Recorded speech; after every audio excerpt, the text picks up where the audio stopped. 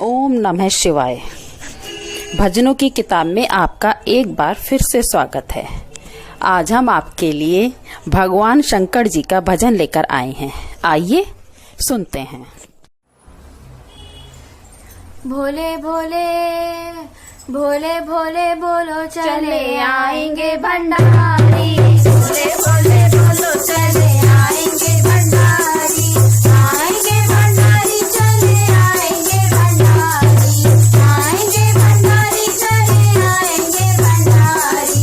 भोले भोले भोले भोले बोलो चले आएंगे भंडारी। भोले भोले बोलो चले आएंगे भंडारी। आएंगे करके बोले नंदी की सवारी। आएंगे करके बोले नंदी की सवारी। आएंगे करके बोले नंदी की सवारी। आएंगे करके बोले नंदी की सवारी। भोले भोले भोले भोले बोलो चले आएंगे भंडारी।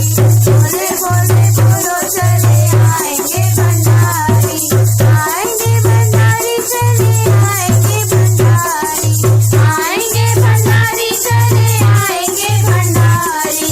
भोले भोले भोले भोले बोलो चले आएंगे भंडारी। भोले भोले बोलो चले आएंगे भंडारी। साथ में होंगी गौरा मैया जी हमारी।